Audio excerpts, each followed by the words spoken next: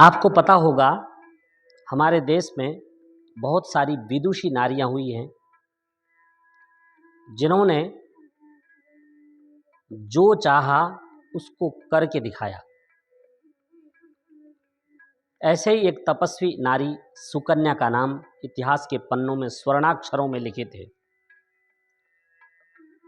सुकन्या राजा शरियाती की पुत्री थी। एक दिन अपने पिता के साथ वन में भ्रमण के लिए गए थे। वहाँ पर उन्होंने एक मिट्टी का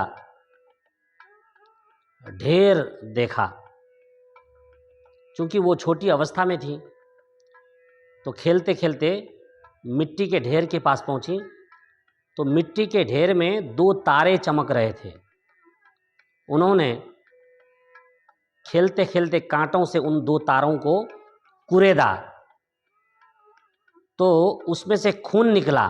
खून को देख करके भाग करके अपने पिता के पास जाकर सारी कहानी सुनाई और पिता ने जब यह देखा कि वो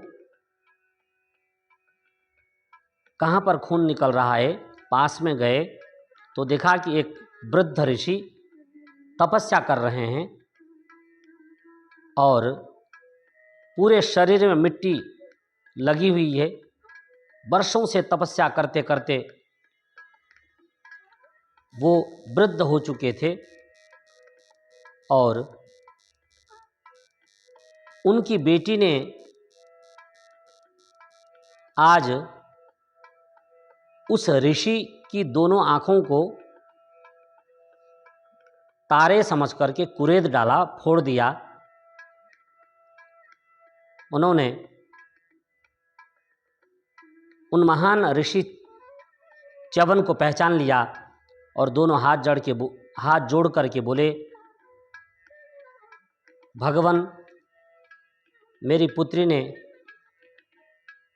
बिना जाने हुए इस महान अपराध को किया है, मैं क्षमा चाहता हूँ।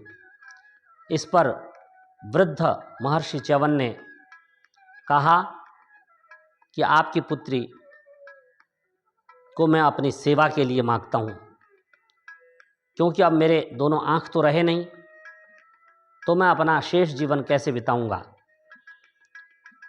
इस पर राजा शरियाती डर गए, परंतु सुकन्या ने अपने पिता को कहा कि चूंकि गलती मैंने की है इसलिए मैं वृद्ध ऋषि की सेवा करूंगी आजीवन। और सुकन्या ने महर्षि च्यवन को वर लिया। सुकन्या की शादी च्यवन के साथ हुई और सुकन्या ने भी आजीवन महर्षि च्यवन की सेवा की। और सुकन्या ने अपने तप के द्वारा, कहते हैं, एक बार देवों के वैद्य अश्विनी कुमारों को बुलाया और अपने पति च्यवन की नेत्र चिकित्सा की, जिससे उनके दोनों आंखें ठीक हो गए। इस प्रकार सुकन्या जैसी तपस्वी नारियां हमारे इस देश में पैदा हुई।